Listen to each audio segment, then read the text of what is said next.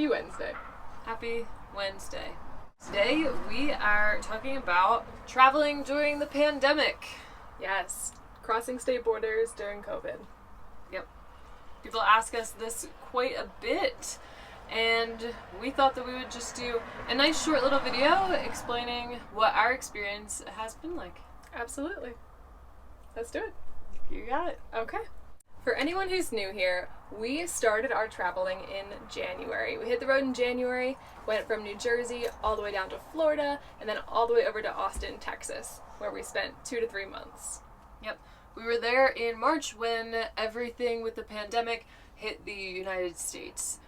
At that point in time, things like cafes, gyms, national parks, state parks and forest lands, like parks in general, everything shut down. Pretty much everything but the sidewalks.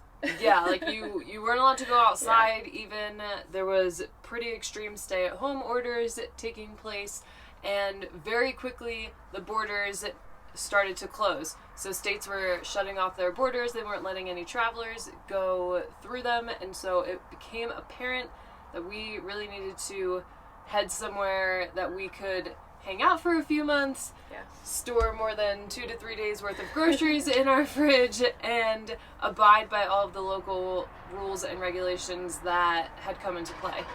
So we went back to Sarah's parents' house. We stayed with them from March to June, and that was really great.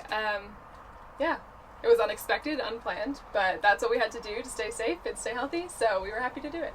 Yep. And in June, when things started kind of opening up slowly, we were testing the water a little bit. We took like a week-long trip to, where did we go? I think we just went hiking in New York. Catskills or something? Yeah. I don't know. We started taking like short little trips out and back, and making sure that we abided by all of the rules and regulations in place.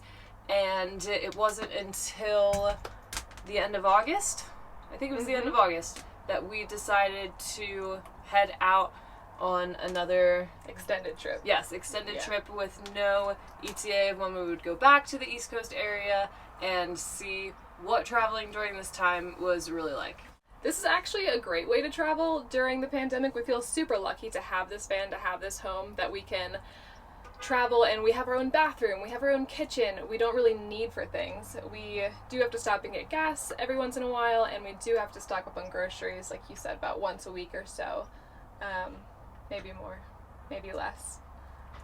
But overall, we are really thankful for this, and it hasn't been too tricky.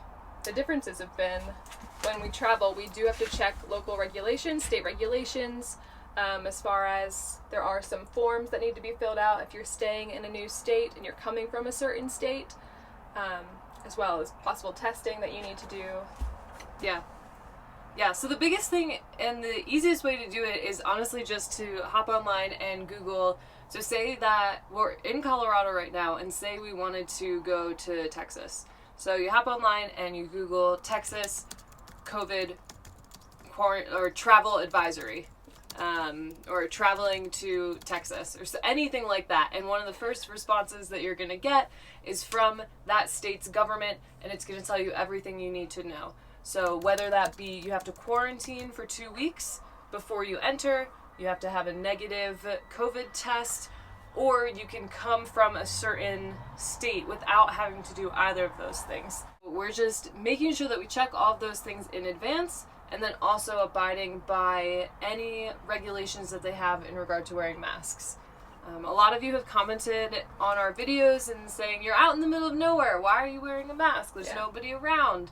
And what's important to know in that is 2 things. Number 1, you're seeing a very short clip of essentially what we want you to see in a video. We could show you a video of this wide open field and us walking in it, and you don't know it, but there's a person 5 feet or 10 feet over there. Yes, even just filming this video, we've had to stop 20 times because people walk by the van, cars drive right by the van. It's very edited. Yes.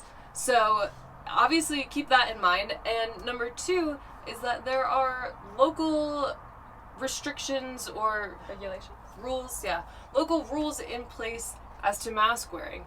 So I don't know if those are, I don't think those are statewide. They're either county or township Yeah. wide, and they vary everywhere. Some places have regulations that you have to wear a mask anytime you're out in public. It doesn't matter if you're coming into eyesight of anyone else. If you're in public, you have to wear a mask. Most everywhere, you have to wear a mask when you enter a store. But yeah, I mean, I would say we just check into those and make sure that we abide by them and are following those rules. Yes. Most of those regulations are very clearly posted. So if you are at a store waiting in line outside, it'll say you need to be wearing your mask. If you're on a trailhead, there will be a sign saying if you have the possibility of hiking within 6 feet of another person, you need to be wearing a mask. And those are all things that we take very seriously and we respect. And finally, we are washing our hands more. We are spending more time outside, if that's even possible, and staying away from large groups of people. We are trying to be super safe. That's something that everybody should be doing right now. And I mean, we're loving it. Life's looking a little bit different, but you can definitely still travel during this time if you take precautions. Thank you guys for watching. We hope that this was helpful. Yes, indeed. If you have any questions, just drop those below, and we'll see you all next week. Bye, everyone. See ya.